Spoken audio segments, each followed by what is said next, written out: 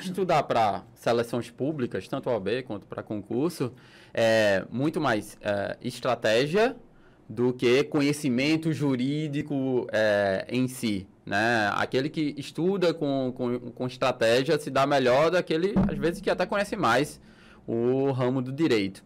E eu acho que o jovem jurista tem que saber que a prova da OAB é uma prova vocacionada. O que é que eu quero dizer com isso? É uma prova que ela pensa muito na atuação do advogado, na atuação prática do advogado. Então, por exemplo, sempre que o estudante ele for pensar, porque a gente está falando de 2 a 3 meses para a prova da OAB, certamente não dá para fazer um super estudo de todas as disciplinas. Perfeito. Então, na minha cabeça, sempre que você tiver em dúvida, estuda o assunto X ou Y, deve dar prioridade ao assunto que seja mais prático, Perfeito. seja mais identificável com a advocacia. Por exemplo, em direito constitucional, há uma tendência de se cobrar menos judiciário, poder judiciário, que tem a ver com concurso de juiz, né? Perfeito, E se cobrar muito mais direitos fundamentais. Porque o advogado vai atuar na proteção dos direitos fundamentais.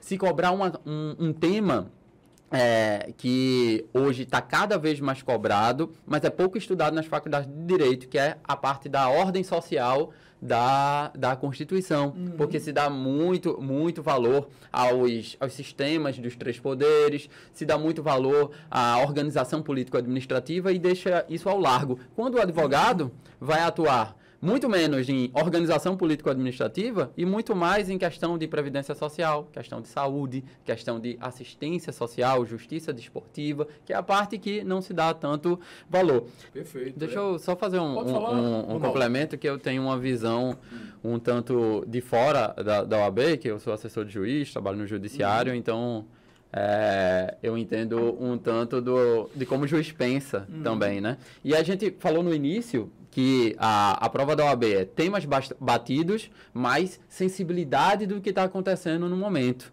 E a gente pega, por exemplo, algumas súmulas de processo civil, também no processo penal, que a gente vai chamar de jurisprudência defensiva do Poder Judiciário, no sentido de que não há nulidade sem prejuízo. E aí, o que acontece é que as prerrogativas dos advogados, que não são tipo um benefício, não são uma benesse, é previsto em lei federal e deve ser obedecido as prerrogativas, né? Não é favor, não é favor. Essas prerrogativas são totalmente solapadas pelo Poder Judiciário e o advogado tem que provar que existe um prejuízo no caso concreto, quando, na verdade, quando você desobedece o procedimento, quando você desobedece leis federais, o prejuízo já é íncito. Lógico. Então, cada vez mais é mais difícil advogar no Brasil por causa do desrespeito em relação às prerrogativas.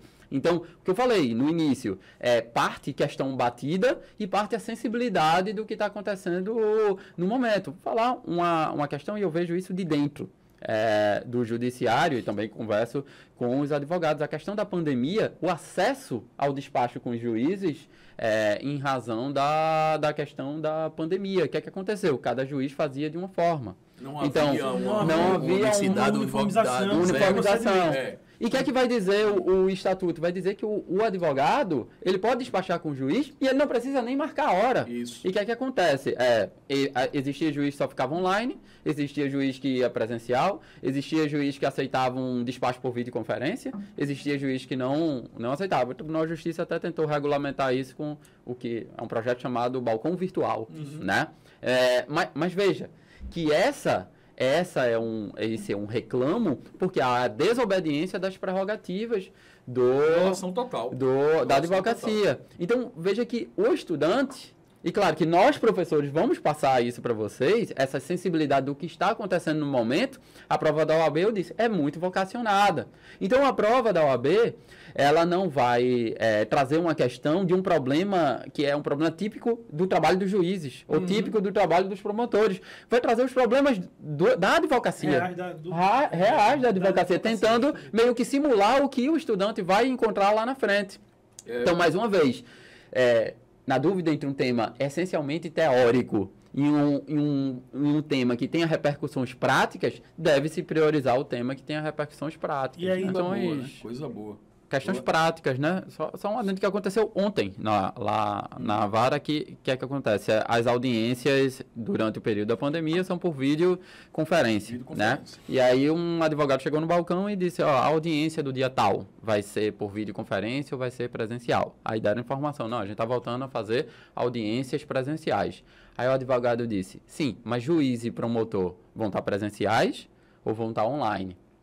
E aí, quem estava atendendo o balcão disse, ó, a defensora pública, que era um processo com 2 réus, a defensora pública sempre faz online. E o Ministério Público, às vezes, faz online, às vezes presencial, mesma coisa, o juiz, às vezes, online, às vezes, presencial. O advogado disse, então, eu vou fazer online. Porque se a defensoria está fazendo online, eu sou função essencial de justiça também, e vou fazer online. Porque isso é uma questão que, às vezes... quem está só estudando não entende a dimensão.